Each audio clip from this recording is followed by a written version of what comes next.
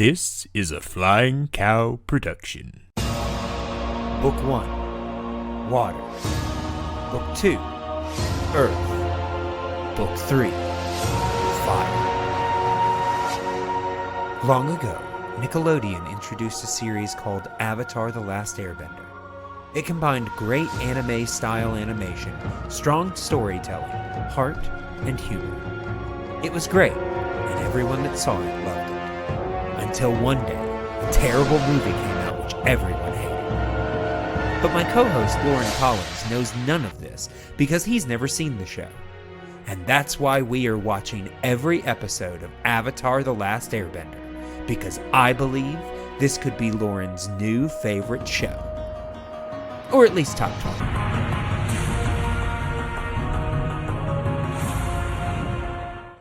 Well, hello, and welcome back to Comets and Cabbages, our Avatar: The Last Airbender review show here on the Flying Cow Network. I, of course, am the Flying Cow himself, Clay Johnson, and I forgot to prepare a fun fact, but, I like this show.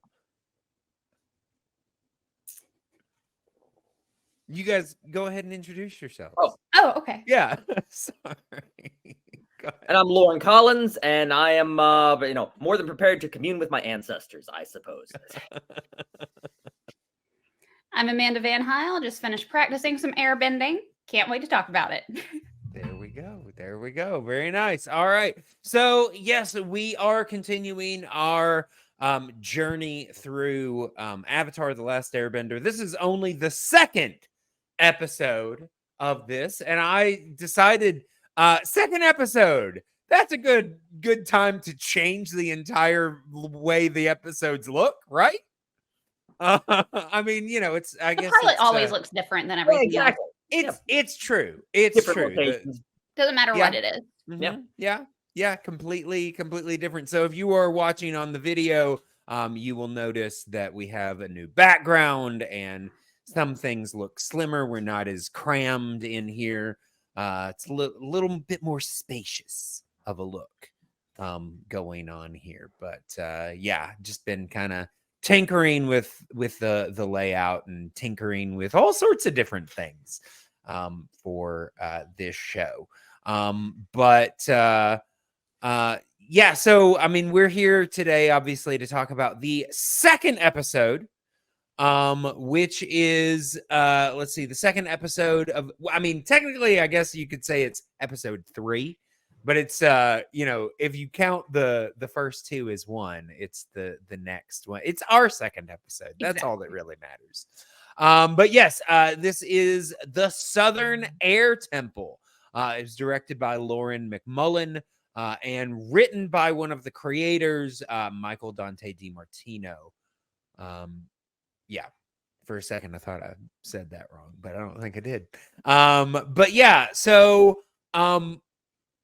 First of all, I mean, this episode gets a little bit more into the backstories of both sides, because so far the show has kind of been broken up into 2 kind of stories. You've got your we're following, Aang and Sokka and Katara on their journey, and we're also following, our antagonists. So we've got our protagonist storyline and our antagonist storyline. We're also following, our antagonists, Zuko and Iroh, and we're getting a bit more reveals of, both backstories in this episode.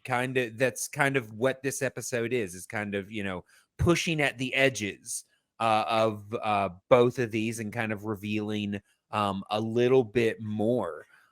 So like just basic thoughts.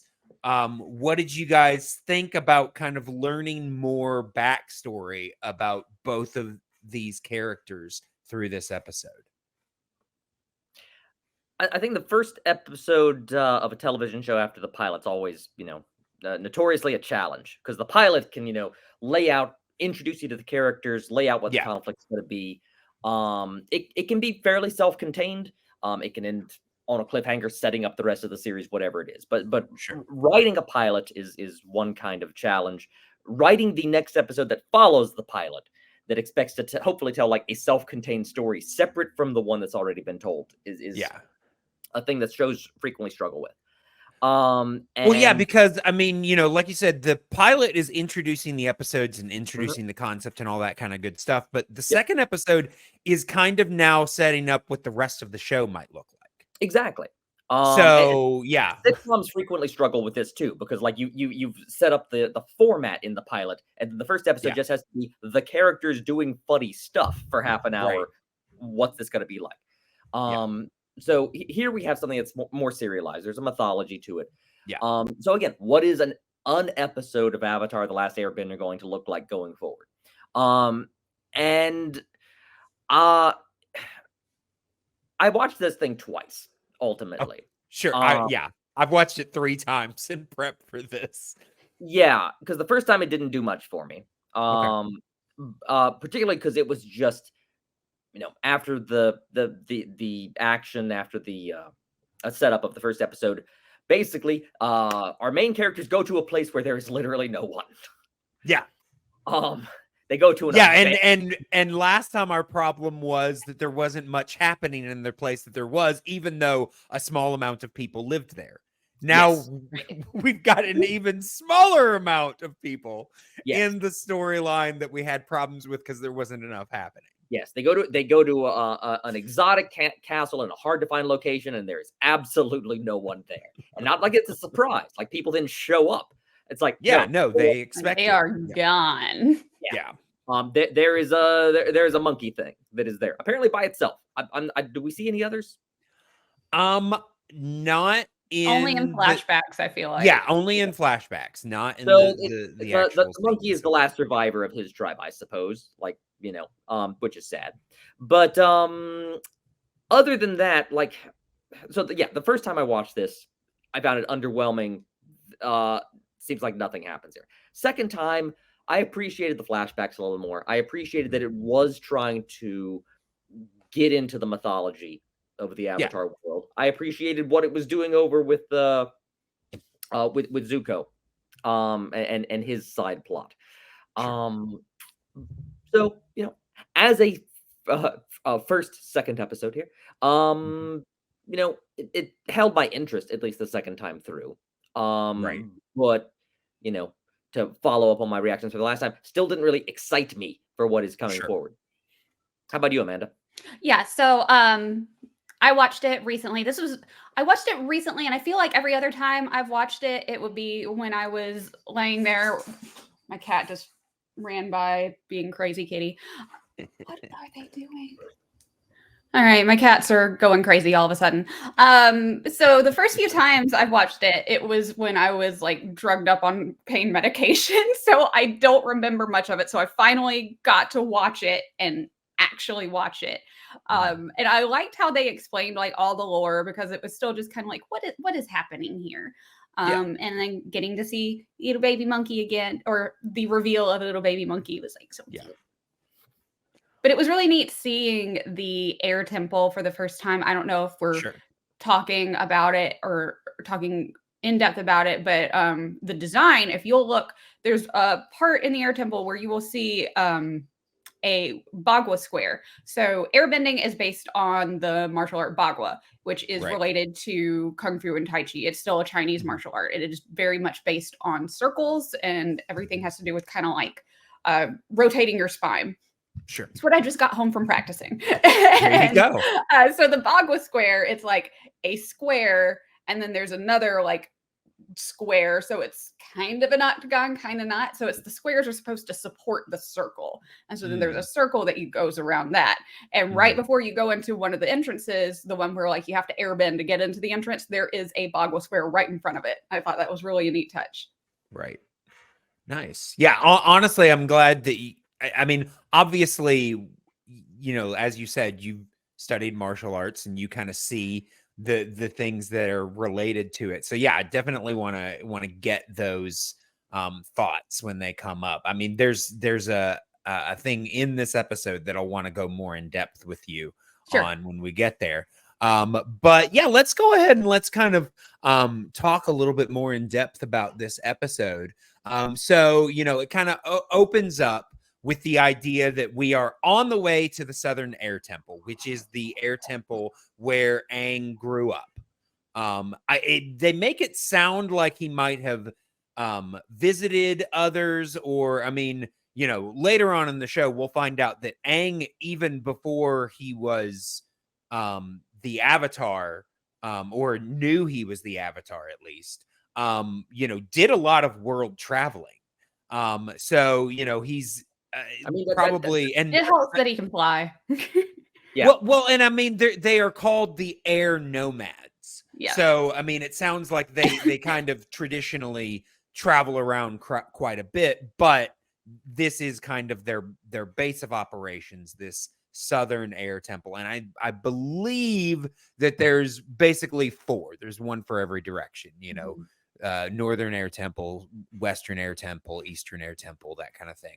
It's supposed to be generally under the impression at this point, I mean, not this episode, but this early in the series, that he hadn't traveled, because like 2 episodes from now, we see him somewhere else in a flashback. Sure. Yeah. I mean, like I said, I'm early reveal that he did travel. I don't want to delve too much into my knowledge of the future of the show. Number one, because you're here and you haven't seen a lot of it. But yeah, I am leaning a little bit. I mean, like I said, they are air nomads. So the idea that that he has traveled, to me, I don't find as much of a surprise. But definitely the Southern Air Temple is where he lived most of the time. It's where he grew up. It's where he has the most memories. So yeah, they go to the Southern Air Temple. Obviously, Sokka and Katara are pretty sure what they're going to find. Because so far as they know, Aang is the last airbender, but Aang is not willing to accept this on face value. He's like, no, the airbenders are clever. It's impossible to get to an air temple if you don't have an air bison and all this kind of stuff. What he's not taking into account is that there has been 100 years of technology development that he is probably unaware of, where they could have developed the means to get to these air temples and, wiped them out. But he is, still young, 12-year-old boy, sure that all of his dreams are going to come true. But obviously, like I said, Katara and Sokka are a bit more skeptical. And during this time, we're talking about the Southern Air Temple, and we're also getting some quick little flashbacks of what's going on. Just to kind of, like I said, flesh out, Aang's backstory, because we know that he was revealed to be the Avatar. We know that he ran away because of the idea of the stress of that calling, and but we don't know a whole lot about his actual life at the Air Temple yet. So we get a little bit more of that in this episode. And we even see, like, in his flashbacks of how even before he knew he was the Avatar, he was like a prodigy at airbending, like having to showing all the other kids how to do new things. Right. And I don't know that it's mentioned in this episode, but I'll just still bring it up. He has the arrow tattoos, which is actually a sign of airbending mastery, and he's only 12. Something that is mentioned in this episode by his mentor, Monk Gyatso, who they encounter in stone form when they one of the earlier scenes at the temple. They encounter a statue of Monk Gyatso. But in that kind of flashback of us getting to meet Monk Gyatso, reveals the fact that typically it's not revealed to airbender avatars that they are the avatar until the age of 16. So it's been pushed forward 4 years, presumably because of the war with the Fire Nation. Obviously, they seem to think that it's a very important thing that Aang, begin his training pretty quickly. I will say, it seems like had they not pushed him, had he not run away, he might have actually been wiped out with the rest of the Airbenders So before turns the out age he of did 16. the right thing by running away. Yeah. I mean, that's kind of a complicated message, but yeah. Something you said there, I guess I didn't clock this in watching the episode either time, Sure. was this notion that he wasn't the Avatar in the flashback, but he is when he wakes up from the ice. He didn't know appears he to me was to the be the Avatar. same age at in first. both these times. Right. It's not that he's I mean, part of that is I just misspoke. It wasn't that he wasn't the Avatar. Okay. It was, I mean, obviously by the time he's speaking to Monk Gyatso, he already knows he's the Okay. Avatar. And Because he's it's also dealing established like he's a reincarnated figure, right? Yes. Mhm. Okay. Yes. But basically, I mean, we'll go into it more in later episodes. gets But explained way basically, the later on. moment that the Avatar dies, Yep. he is reincarnated into a child that is being born at that moment Fair enough. Standard in the reincarnation. next nation. Yeah. Yeah. All right. Yeah. So, which would be difficult if Aang died now, because I don't know that there are. I mean, I guess he would have to be reincarnated in the northern tribe because there's nothing going on in the south. Yeah. But yeah, so we're kind of dealing with these different flashbacks on the Aang side. They I will say, when they first arrive, Aang is confronted by the fact that I guess he just assumed that Sokka and Katara are completely wrong and that his people are still at the air temple thriving. They're just in hiding, like not revealing themselves to the world. So he is shocked when he gets there and there aren't people all over the place. I mean, that doesn't seem to be an unfair strategy if, like, the Mhm. Fire Nation is, wrecking havoc over the entire land. Like, just retreat back to a safe place and, hide out there. Sure, but then that would seem like I would feel like that would make it seem like the Fire Nation either is very dumb, that they really just assumed that they've destroyed all of the airbenders because, well, we can't get to those temples, but they can't be there. Yeah. Or, they are, I guess, just spreading lies and propaganda that they destroyed the air temples, even though they couldn't. Well, I mean, they didn't destroy the air temple. The air temple is empty, but it's still clearly there, and it's not exactly Right. That is true. That actually is a destroyed note the that I inhabitants. made. Right. That actually is a note that I made. They were very careful to preserve this temple and this culture, just wipe out all of the people. I mean, again, And why I'm like, that doesn't seem like a conquering nation. do we see? Well, they didn't want to have to buy new furniture. Well, but honestly, that's another point. It is empty. If they conquered these people, if they emptied them out and took pains not to mess with anything, why are there not now Fire Nation people living in this temple?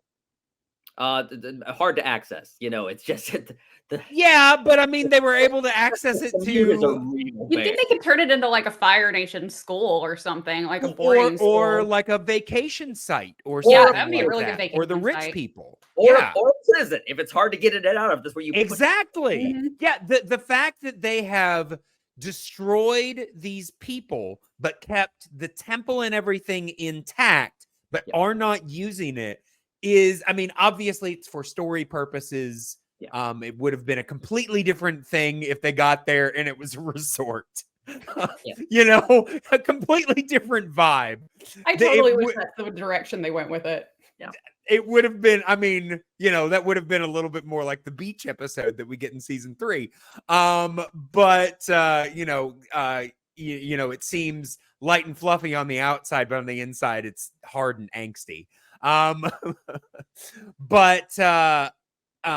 Yeah. So, I mean, but it doesn't make a whole lot of sense, but I see why they did it. They find the corpses they find are all like Fire Nation soldiers and people, right? They don't actually. That is the majority. I mean, we really only see a couple of scenes of any corpses. Yeah. Which I'm like, okay, did they just clean up all the other areas and decided to leave these? Like some vultures came along and ate them. Maybe. Because I'll be honest, that might be my takeaway from the way that was delivered, at least visually, is the Fire Nation attacked and the Airbenders just retreated and abandoned the castle. Yeah, because we only see one Airbender body. Yeah. Mm-hmm.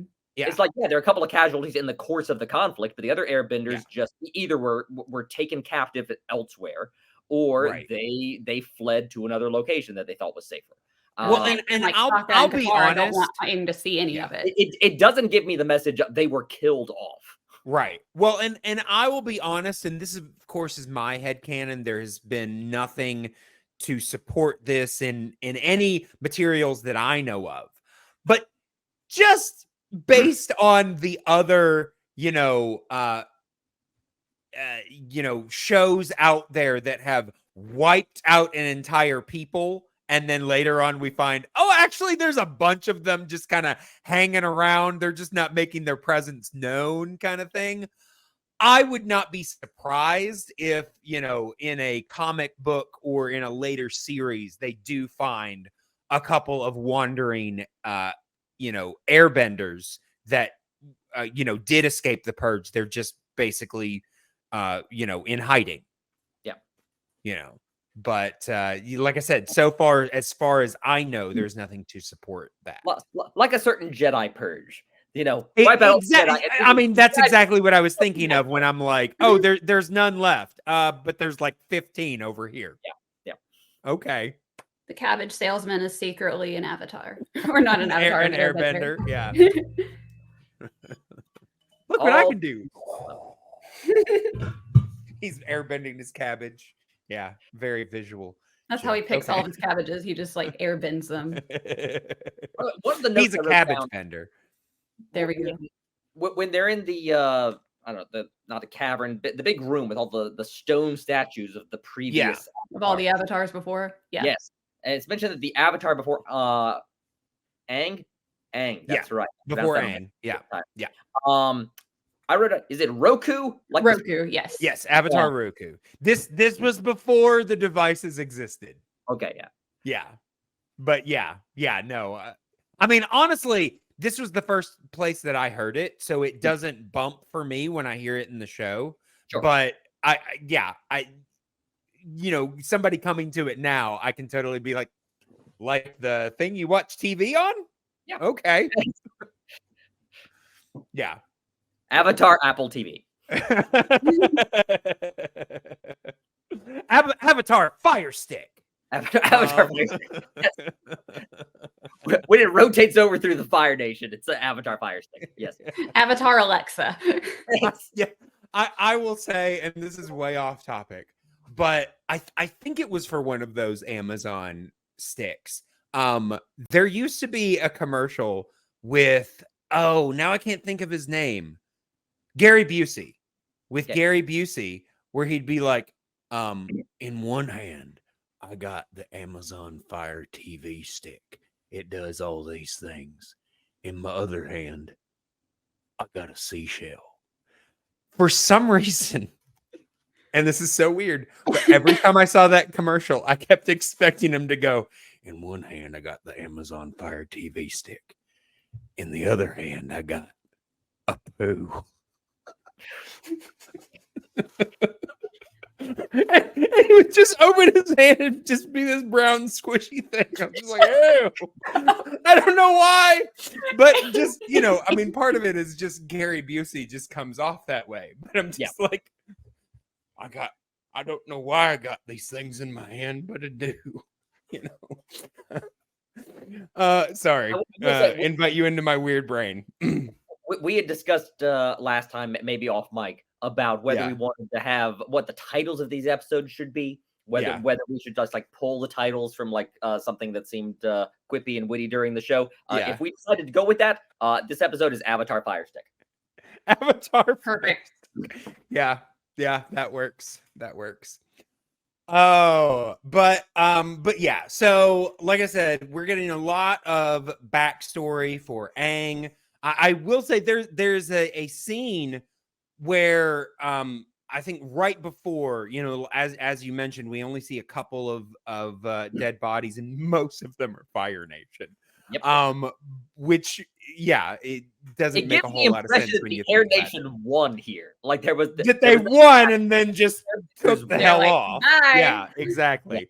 But like I said, so you know, they see a Fire Nation body, and Katara quickly hides it before Aang can get there. But you know, before that, it's either before or after that, I can't remember. But no, I'm pretty sure it's before that. They're trying to cheer Aang up, and so they ask Sokka asks about airball, because apparently Aang has been playing airball. And Aang and Sokka, the non-bender, play airball. And I just sat there going, this is really unfair. Like, I get that he dies. I mean, well, he did fall. He didn't die, but yeah, I mean, I'm just like, there's no way that Sokka can even compete, much less beat Aang. So like watch Muggle play Quidditch. Yes, exactly. That's really what it is. And I mean, you know, obviously Sokka is like, you know, he's like, I'm just doing this to kind of cheer Aang up, but it does seem rather painful. Just like, I'm gonna kick Sokka in the stomach is essentially all it is. Oh, but yeah. So by the way, you said something that legit gives me the impression I got the wrong idea from this entire episode. With some of the things you were hinting at there earlier makes it sound like, oh, the Air Nation, the Air tribe here really legitimately was wiped out in this attack, based on things you said. Maybe there's still a twist coming. My legit assumption from the end of this episode is no, the Air tribe won. Sure. We saw dead Fire Nation bodies. You're right. I mean, honestly, I've never thought about it before, but based on the bodies we see, we only see one dead air nomad and a bunch of dead Fire Nation soldiers. My assumption from the end of this episode is the Airbenders are out there somewhere, and they're going to find them at some point. Yeah. That's what I would have thought too. Yeah. Yeah, I mean, like I said, I never really thought about. I mean, obviously, again, especially in the early seasons, this is a children's show. I mean, I think that part of the reason that we don't see just a ton of dead bodies all over the place is because of that. Well, yeah, but you can convey that without having to show the corpses. You can show just like a grave. You can show Aang looking at what is clearly going to be just like a bunch of tombstones or something like that. But exactly. But I mean, then that raises the question: if there's a bunch of tombstones, who buried them all? Well, it might. Why would the Fire Nation bury them? Well, true. And the Fire Nations might just like dump them into like a trough or something like that. But it might just mean like one or two people got left behind. You know, and then he finds their corpses or something like that. Yeah, I mean, there are things that you could say that could explain away why there aren't more air nomad bodies. Like you said, they could have just, you know, gotten rid of them, or, you know, thrown them in a specific place, or just thrown them off the mountain. But then why didn't they do the same thing with Gyatso's body? And maybe he was the last one to die, but all the other firebenders, they all died at the same time. I will say air nomad corpses just float away. That's what they do. They're just so light. They're lighter than air. Into the clouds.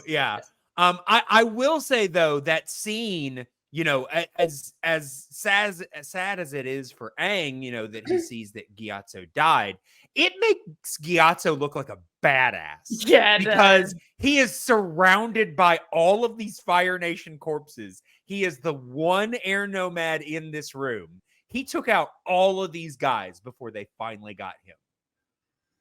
You know? Yeah. So, yeah. But yeah, I mean, we can talk a little bit more about, more of the detail of some of this stuff. But I do want to go ahead and bring up our antagonist storyline.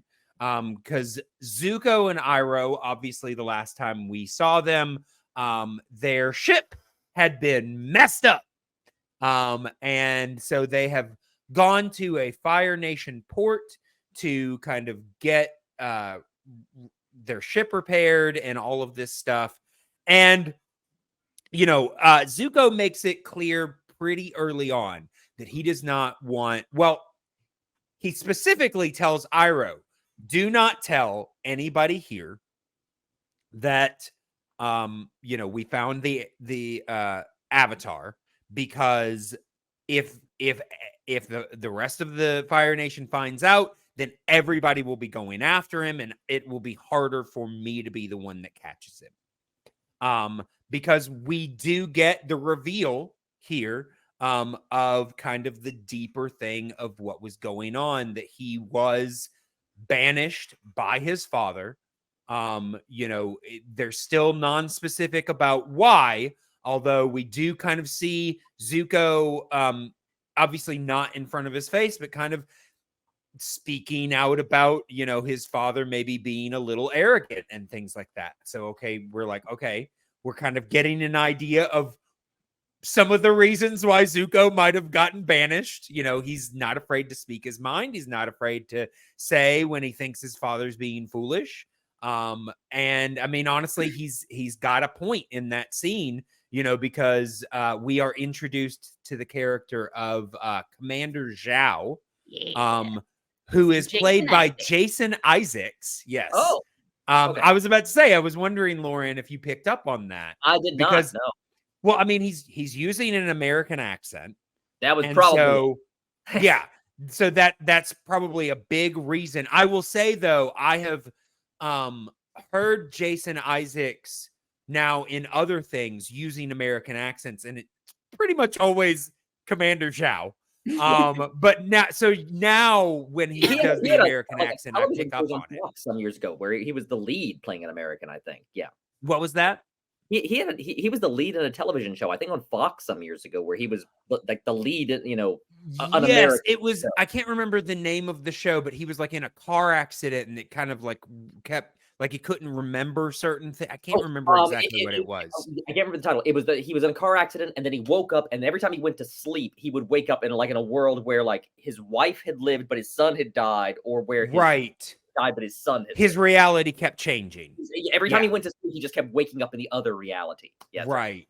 It lasted apparently a great show, lasted like 4 episodes. But yeah, Jason Isaacs. I was going to say it didn't last very long. Yeah. But yeah, now I'm curious. I'll look at it. You keep talking.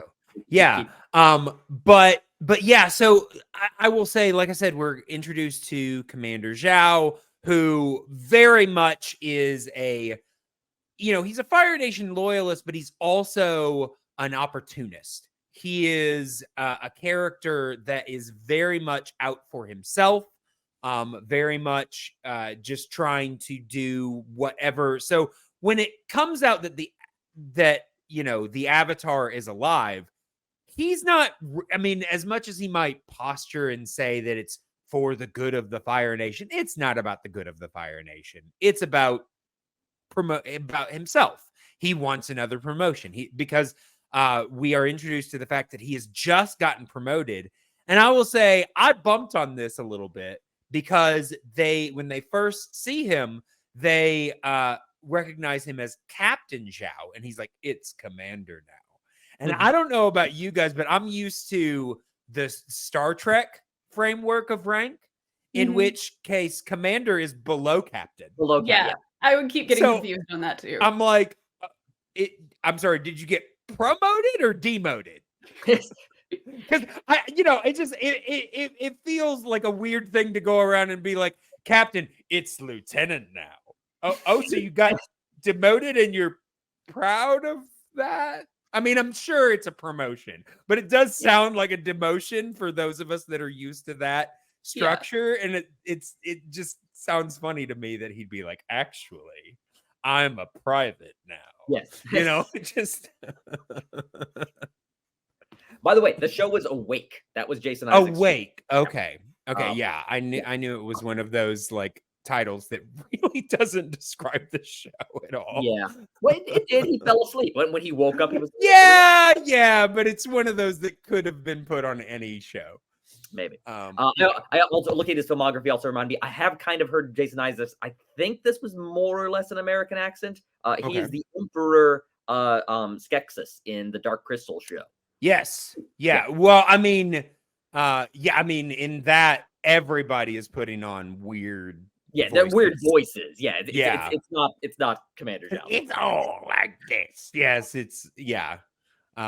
but yeah, no, I mean, Jason Isaacs is actually a pretty prolific voice actor. Yes. But yeah, so like I said, this character Zhao is obviously an opportunist. He's all about kind of just what can help him. Which we kind of see play out in this episode when he first encounters them. Obviously, he catches them when they are first coming off the boat, and catches the tail end of what Zuko's saying, and he's just like, what's going on, kind of thing. You obviously get the idea that he does not respect Zuko at all, and he has at least a passing respect for Iroh, mostly though based on his past accomplishments, which Iroh is quick what to Iroh's not capable of and knows not to piss off Iroh. well, yeah. But also, Iroh is quick to point out, because he's like, and General Iroh, and he's like, yeah, retired general. That's not really what I'm about anymore, kind of thing. But pretty quickly, he's like, okay, yeah, we'll fix your ship and all this kind of stuff. While it's getting fixed, let's go back and let's have some refreshments. Of course, Iroh's all about the tea. That is pretty much Iroh's motivation in a nutshell is when can I get more tea? I'm with Iroh on that. I wrote down this episode about that. Yeah. Yeah. Hey, honey, can I have some tea? Yeah, I'll do the peach oolong. There you go. I will say we have two characters that are motivated by some sort of refreshment in this show, and both of them kind of distill their motivations into one line.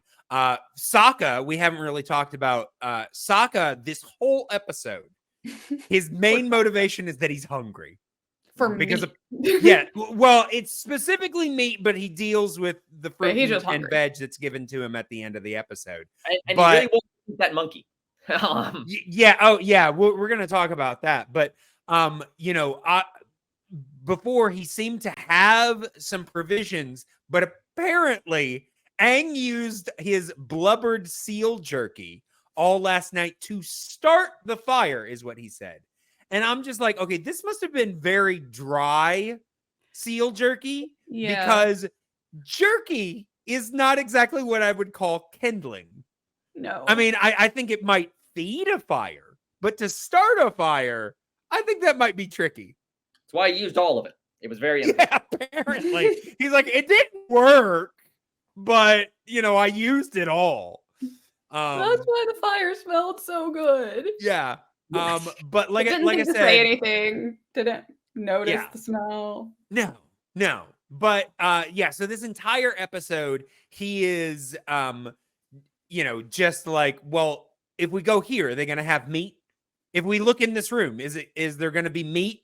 Like everything is all about. So like I said, he distills basically his motivations in one line. Where's the meat?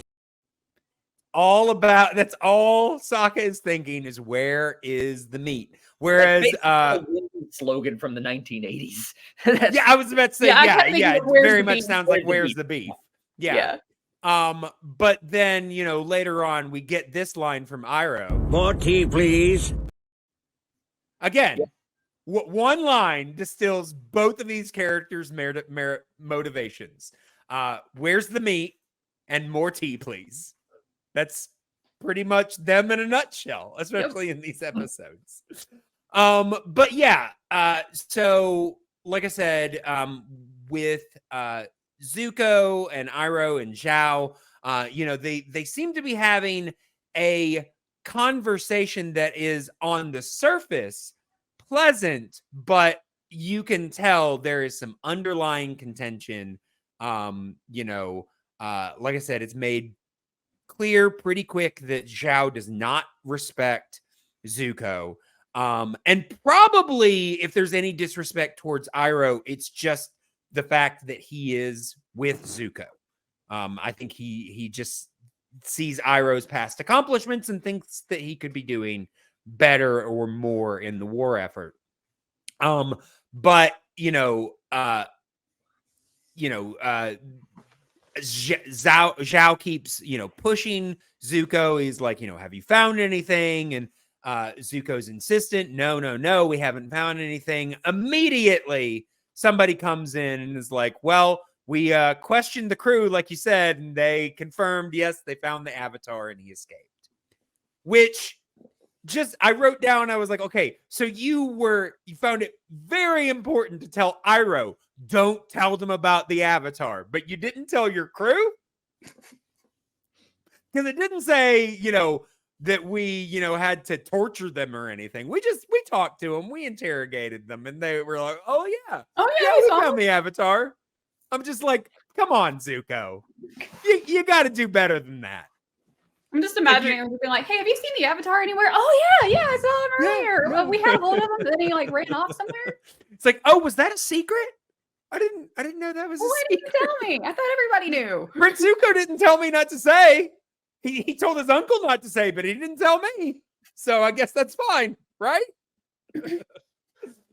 But yeah, so obviously, Zhao at this point is like, well, then I'm gonna go seek the Avatar, and very strongly disrespects Zuko, and that starts some contention, and Zuko basically challenges him to a battle, what they call an Agni Kai, which is basically a battle between two firebenders.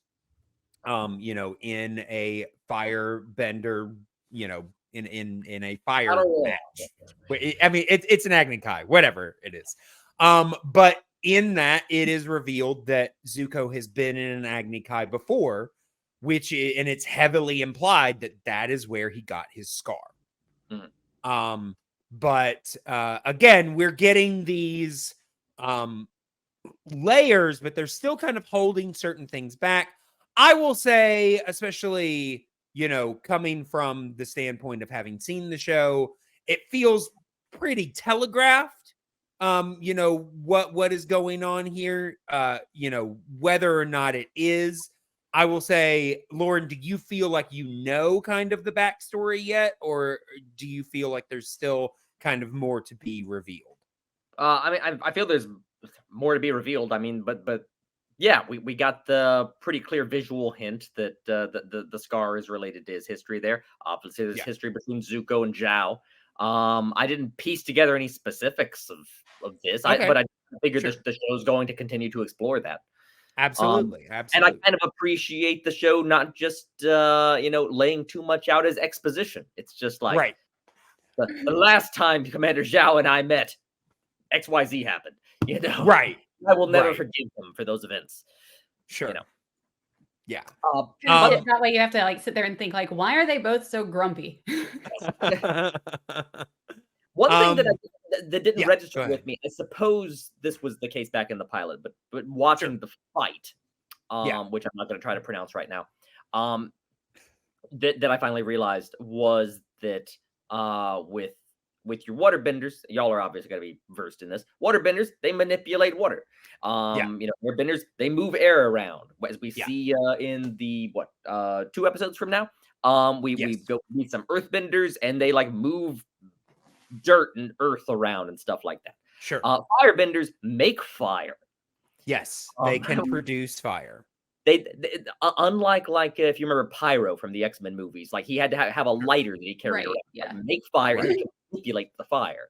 But no, that intrigued me when I noticed, like, no, they can just manufacture fire just out of the ether here, as much as they need to. Apparently, there's some stuff. There's some explanation as to how they do it. Yeah. Later on, there is some explanation, but I will say that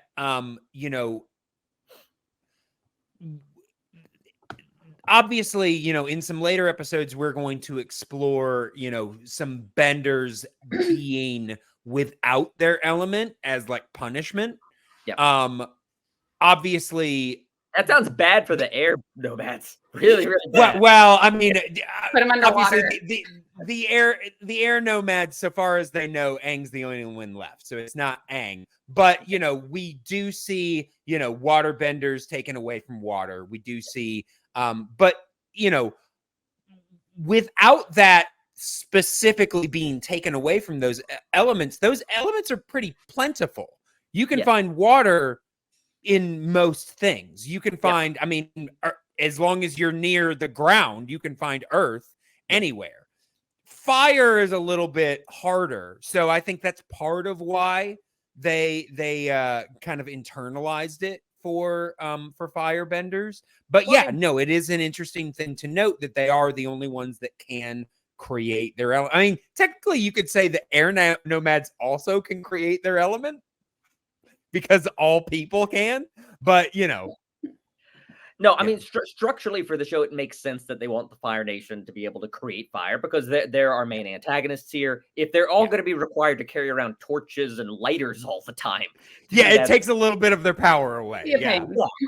It's more visually impressive. Narratively, it's just better if they can just do that. And if there has to be a hand wavy sort of sci-fi explanation for how they can make it out of the ether, so be it. It just satisfies me on some level that the show at least recognized that was a thing they were doing, and that they needed to at least hang a lantern on it and address it.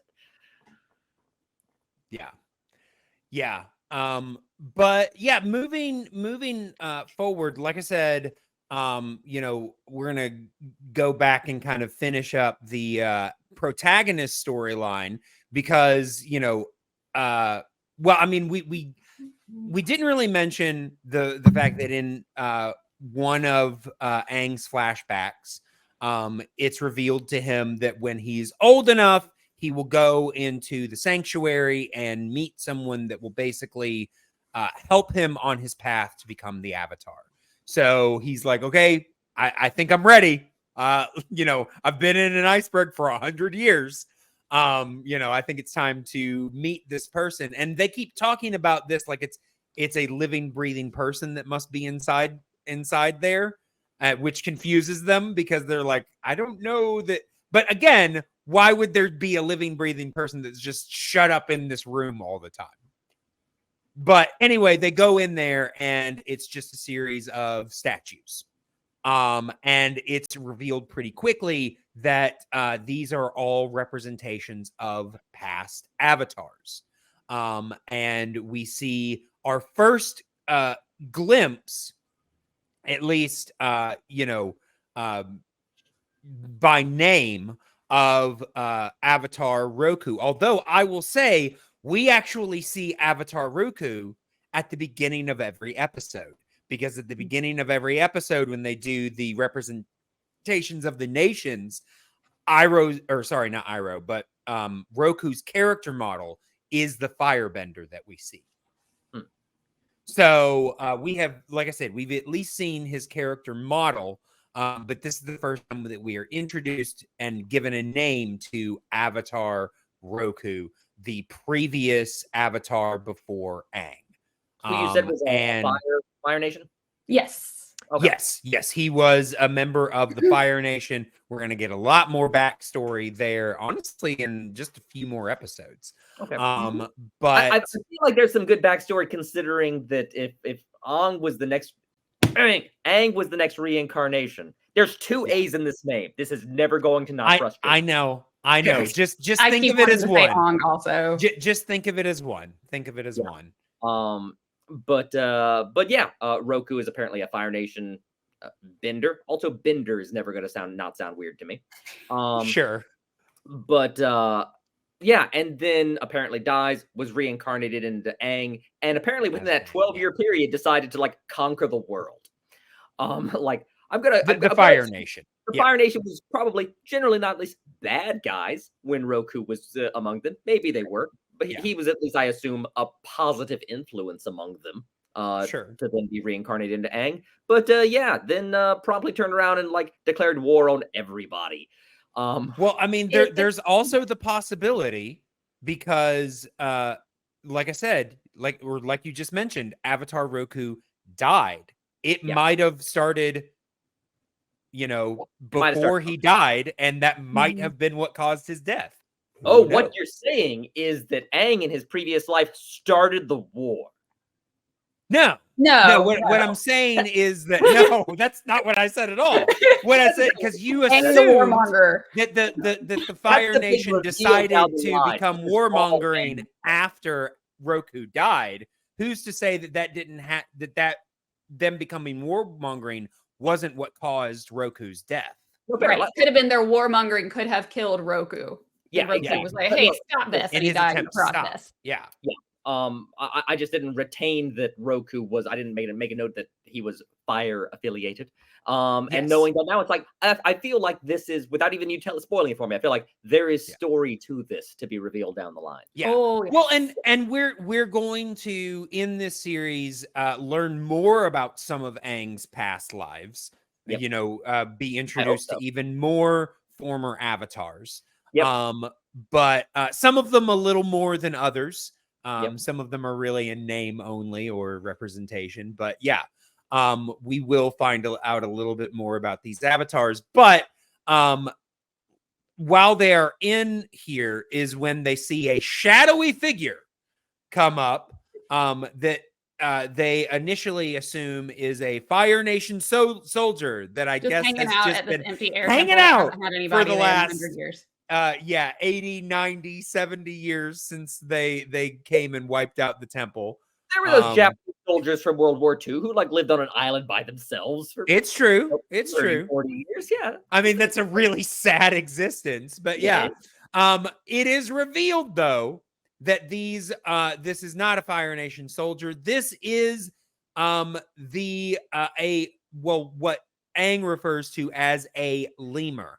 I will say, I think it's never really revealed what the combination animal is, but I would guess, I believe it's a mix between a lemur and a bat. Okay. They just refer to him as a lemur, but those ears and the way that he glides, I think it's based on a bat. Okay. That makes sense. But immediately there are two responses. Aang says, "I'm going to make you my pet." And Zuko, or sorry, not Zuko, but Sokka says, "I'm going to eat you." Yeah. Pet or dinner? There's a really weird things competing here. But immediately they both run after this lemur. Aang is much faster. He keeps up with it. And eventually the lemur runs into a blocked off kind of covered area where Aang sees, like I said, this badass moment of apparently Gyatso wiping out half of the Fire Nation army, but he was killed. And this, of course, causes Aang to be very upset, which causes him to trigger the Avatar state. And him triggering the Avatar state then causes all of the statues' eyes to glow, which doesn't just happen at the Air Temple. It happens at basically all of the nations had different avatar temples, and it sets off all of them. So now the Fire Nation knows that the Avatar is back. The Fire Lord is going to be, notified of this as well. So basically, the secret is out. So regardless of what happened in Zuko's storyline, the cat is out of the bag. So not only is he here, he can achieve Avatar state. And here's my big question here. So Aang going into the Avatar state because he's angry set off these lights and everything. This is not the first time that Aang has gone into the Avatar state in this series. This is, it's the third time that we've seen. Technically, the first time was while he was frozen. He was mid-Avatar state. Mhm. I understand why that one necessarily wouldn't set everything off, because it was triggered when he was, 100 years ago. But the second time when he, is pushed off the ship by Zuko and goes into the Avatar state, why did that not set off the statues? Is it just because it's an emotional experience? Is that the difference? Because in my way of thinking, Avatar state is Avatar state. It shouldn't really matter what triggers it. That should still kind of activate the statues. And does it do it like every single time he goes into Avatar state? That's my question. Yeah, I don't know. Like, or like is someone pissed it off the really Avatar. just the proximity? I was gonna say I thought Does it really was just happen when he's in proximity of the statues? that it him going into Avatar state activated the statues that were near him, and then that just created a chain reaction. And that created the chain reaction. Yeah, I guess I could be on board for that. I will say I think it's a bit of a it seems like a continuity error, and it seems a bit like a cop out. I would have preferred this to be the first time that he goes into the Avatar state. Mm. I think that would have made much more sense. I think we could have gotten out of the pilot episode without Aang going into the Avatar state. We would have missed that cool water tower or whatever thing that he did, but I think that we could have figured out a way to do that and make this mean more. I feel like the answer to this is going to be no, but if it's not, don't spoil it. But I assume that this whole going into Avatar state sets off like this nationwide Avatar signal to let everyone know the Avatar has done something. It isn't something that is a recurring feature in this show. I will say this is one of the only times I can think of Aang going into the Avatar state and then they show everybody else reacting. Maybe the reason it all reacted like that is maybe the first time, maybe ceremonially, the first time an Avatar goes into the Avatar state is supposed to be at their respective temple, because that would activate everything. And so Aang should have done it at the air temple first, but the other times he didn't count. So maybe the first time you do it at the temple is the official Avatar christening. Okay, so if the point of this is then, because my question was going to be, what on earth is the point of this system? Why did anyone create a system that just sets off an Avatar signal? But if the point of this is to basically be a parallel to the white smoke from the Vatican when they picked a new pope, right? Then just guess what, everyone, there is a new Avatar. Right. Bless you all. Yes. Yeah. I will say my only pushback to Amanda, you saying that it should have happened at the air temple. It's not Aang though walking into the room of statues that set off the Avatar state. It was a state of emotional distress. True. And I'm sure that they weren't planning on doing that. I will say we will find out later that there are other ways to achieve the Avatar state. And maybe they would have, ventured into that, before he left. Like I said, when he was 16, a little bit more mature, a little bit more in touch with certain things. Maybe it would have been easier for him to do that in a in a state that was not, marred with emotion. But yeah, it's an interesting question that I had. But yeah, so like I said, that sets that off. I will say, like I said, I do wish that this was the first time, because then I think this moment would have meant a little bit more, especially because it is, at least to me, it is defanged so easily, because he is in this emotional state because he has seen that his mentor has died. He has seen that his people have more than likely been wiped out. He feels utterly alone, and Katara literally just solves it by saying, "It's okay, buddy, we love you." I don't know if you watch the Ryan George's pitch meetings on YouTube, but Yeah. it feels like one of those moments where it's just like, man, he went into full-on Avatar state. That must have been really hard to get out of. It's like, nope, super easy, barely an inconvenience. Yes. Yeah. But yeah, I mean, and part of this is because I did watch it 3 times just to prep for this episode, and it really wasn't until the last time that I was like, that was solved really easy. But it's really just some platitudes from Katara that's like, "We love you. You're all right. Calm down." And he's like, "Okay, you're right."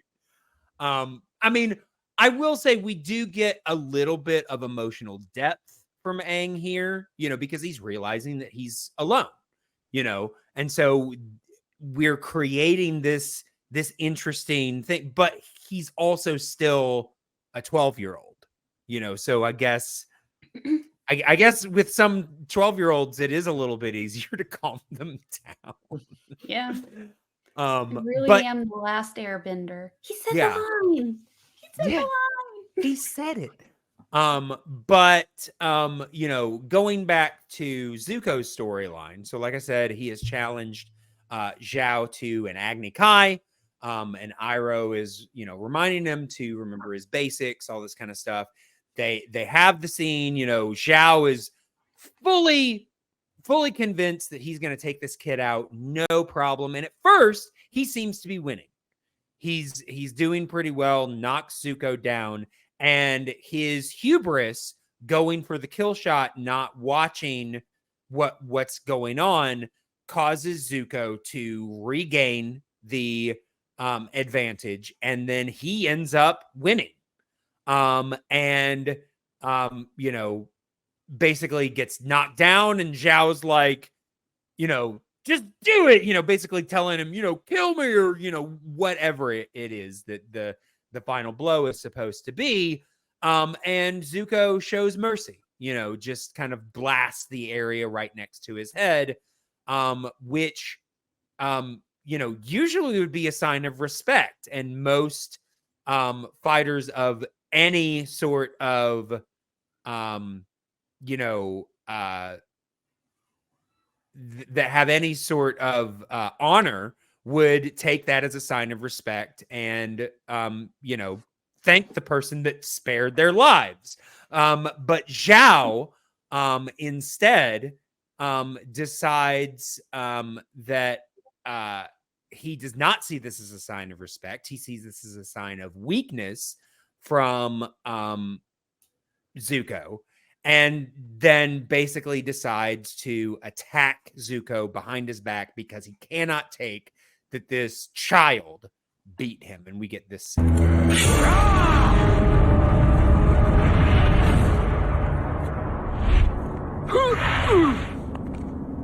No, Prince Zuko. Do not taint your victory. So this is how the great Commander Zhao acts in defeat? Disgraceful.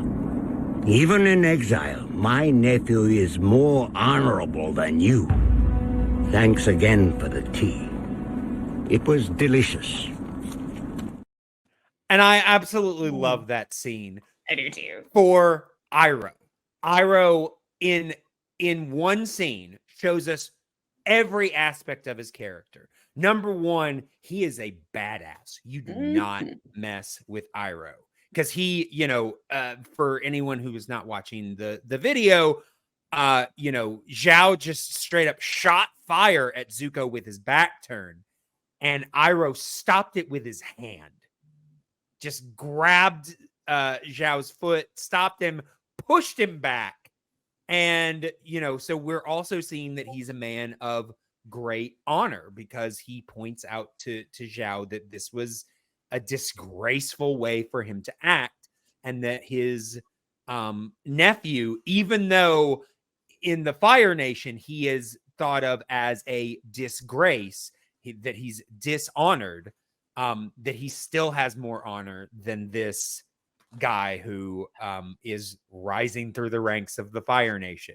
And then at the very end says, "Thank you for the tea. It was delicious." Because again, that is all Iroh's motivation. That actually is the setup for the quote I wrote down. That was my favorite quote in the episode. Okay. As they're walking out, Zuko wants to know, "Did you really mean that, Uncle?" And he says, Iroh says, "I told you ginseng tea was my favorite." Yes, absolutely. I told you ginseng tea was my favorite because, of course, Zuko is referring to the nice things that he said about Zuko. And Iroh knows that, but he's also just like, that I respect you. You know that I don't think about you the same way that everyone else in the Fire Nation does. But I also really like tea. I'm not going to get sappy on you. I already said it once. Yeah, absolutely.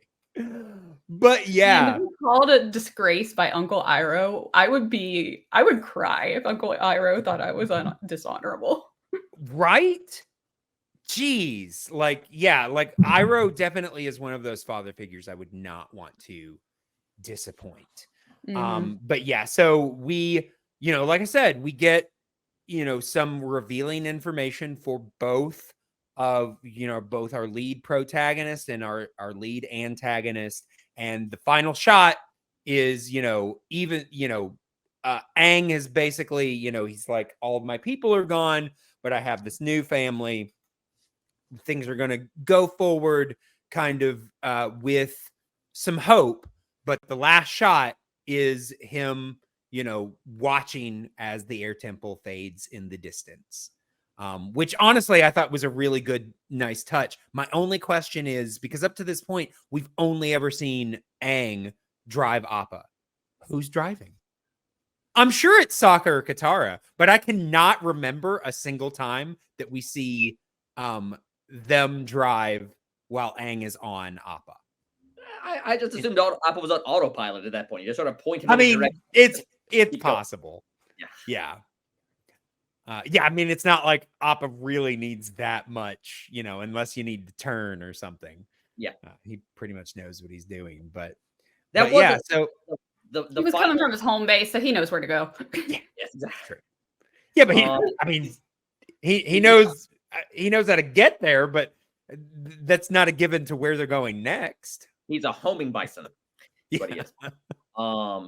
That final moment of them flying away and Aang looking off the back of Appa back at the empty temple.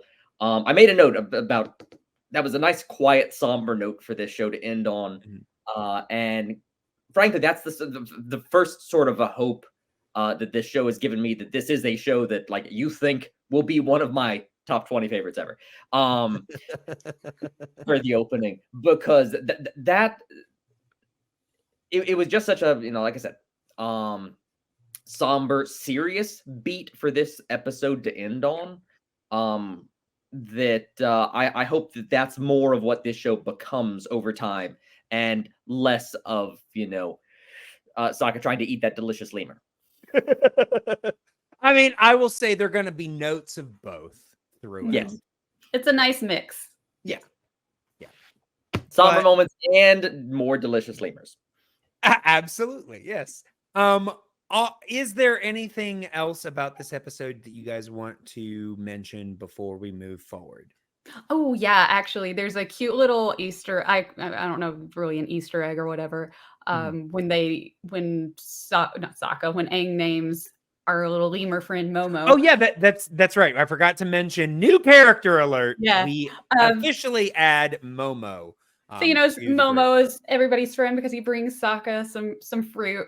Yes, But yes. when he's trying to decide what to name him, Momo takes like the peach from Sokka. Momo is Sokka, Japanese for peach. That's right. So Yeah. Oh, okay. Yeah, gotta be where he I came up. knew that it That's was why I was like, Japanese for how about something. Yeah, Momo? yeah, that's funny. I forgot that it says that down at Peach Street Center, next to Dragon Con, there is Cafe Momo, and there's a sign explaining the word Momo that mentions that. Ah, And I Yeah, forgot. and that's There why you go. MomoCon has its name. And that's why Oh, Momo has nice. You're right. Yep. Okay. Yeah, I was gonna say every time I hear MomoCon, I just think of the character Momo from Avatar: The Last Airbender. It's I will say, Momo convention. It's yeah. just people cosplaying as Momo. Yes. People eating Honestly, Momo. that's what I expect. If I ever go to MomoCon and there are Yeah. not at least 15 people dressed up as Momo, I'm gonna be disappointed. Yep, the dealer's room, just all Momo swag. All Yep. yep. Yep. Momo costume contest. Everybody's walking around with their little bat wings and ears, and Every you know, single eating panel fruit is all and- about Momo. Yeah, Yep. just panel after Absolutely. panel. Theme is Momo. Yep. I mean, Cooking for according to some Momo. characters, Momo's actually a pretty deep. Yeah. All right. Well, I did want to ask Amanda, do you have anything that you wanted to add about the animation of the Agni Kai? So the Agni Kai, that is so firebending is based on Northern Shaolin Kung Fu. So a lot of it is pretty spot on. Yeah. Yeah. They do their research on this show. Yeah. Yeah. So it looked pretty good, is what you're saying. It looked like a kung fu Shaolin kung fu fight that you might see. Yeah. I mean, was it of course exaggerated? Of course it's going to be because it's cartooned. Well, But- and also they're shooting fire. Exactly. But there were like the stances, even like at the very end where Iroh like stops and he's in a perfect bow. Sure. So like they're getting I was about to say, I love, I mean, obviously I don't connect to the martial art as much as you do, but I do love when we got to see their footwork.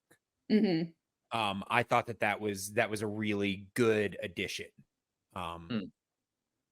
Speaking of which, since they're manufacturing fire out of the air, basically, can they only do that from their hands, or can they like shoot fire from their feet?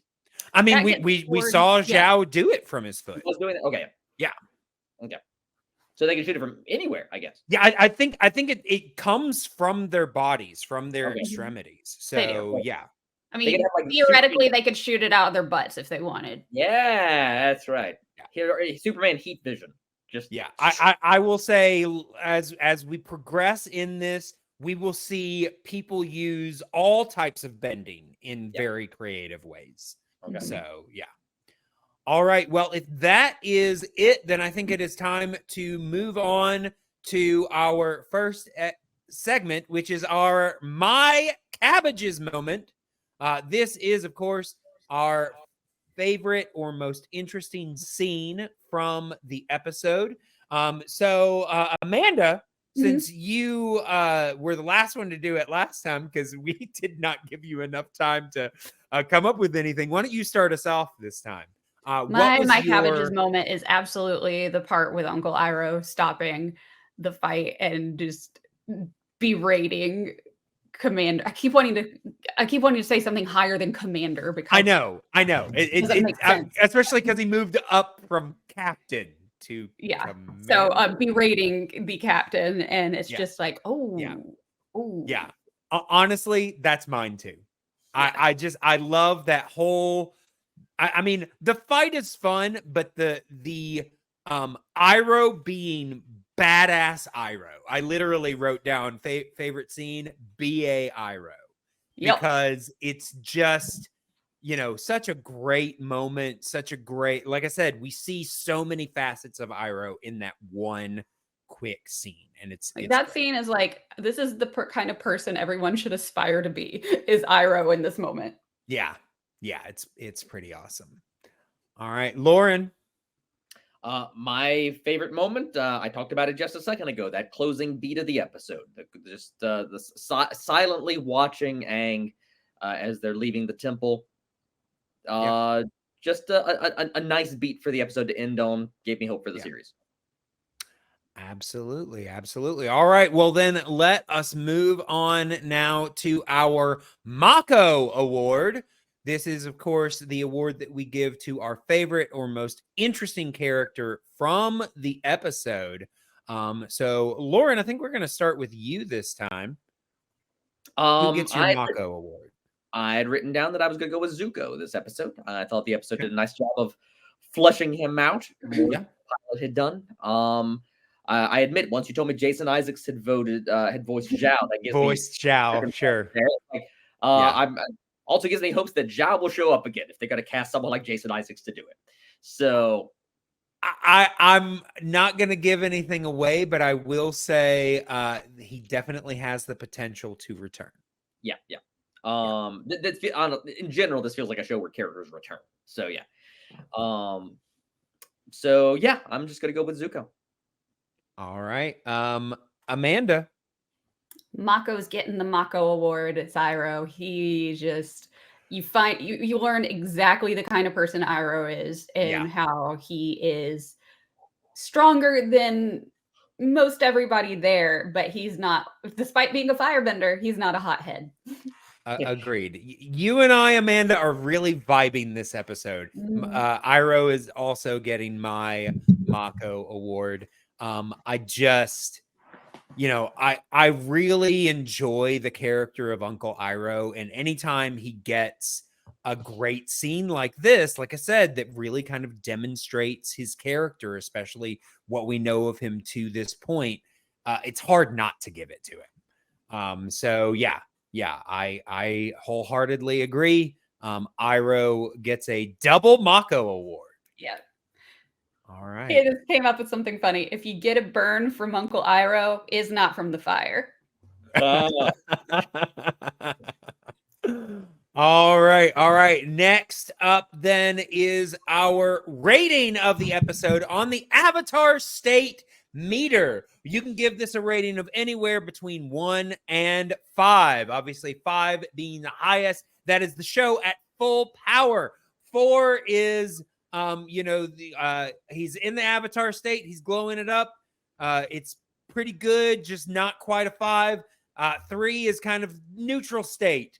Right in the middle, not one of the best, but also not one of the worst. It's just kind of right in the middle there. 2 is low power, not a great episode, but definitely not one of the worst. And number 1 would be a fatal blow. It just might kill the series. Who knows? So, Amanda, I'm going to start with you. What would you rate this episode of Avatar: The Last Airbender? This one's a good one. I'm giving it a 4. 4. All right. Loren. I decided to go with a 3. It's a step up from the pilot. Like I said, I had to watch it twice to sort of vibe with it. But I just didn't feel like any strong feelings either way, which almost definitionally makes it neutral. All right. And I'm apparently splitting the difference because I'm giving this a 3.5. I really like this episode. There are parts of it that I think are really strong, but then there are other parts that I'm just like, okay, yeah, this is a little more goofy than I want, a little sillier than I need here. But overall, I find it a good episode. So yeah, 3.5 for me. All right. Well, then want to go ahead and let everyone know where they can get into contact with us. So, of course, you can contact us at the Flying Cow. At the Flying Cow Pod on Twitter and Instagram. You can also email at theflyingcowpod@gmail.com. Remember to check out everything that we have going on, including our Patreon, patreon.com/theflyingcow, where you can find all sorts of exclusive things. Amanda, anything you want the people to know about? You can find me streaming video games on Twitch at Panda Princessa. You can also find me on Twitter at Amanda Van Heil. And then you can also see me hosting Zelda Weekly on Zelda Universe TV on YouTube, where I talk about The Legend of Zelda. Yeah. Loren. You can find me on Twitter at Loren Collins. And if you happen to be in the Atlanta area, you can find me on stage in late October, where I'll be playing Seymour in Little Shop of Horrors with the Henry Players. All right. All right. Well, again, thanks both of you guys for being here. It's always fun. And thanks to everyone who is watching. Hope you guys are enjoying this. Make sure if you are watching this on YouTube to like, subscribe, comment, all of that good stuff. If you're viewing it some other way, like I said, feel free to write in. Let us know what you think about the show, what you think about what we are doing here. We would love your feedback. But yes, we will be back next time reviewing the episode The Warriors of Kyoshi. But until that time, moo.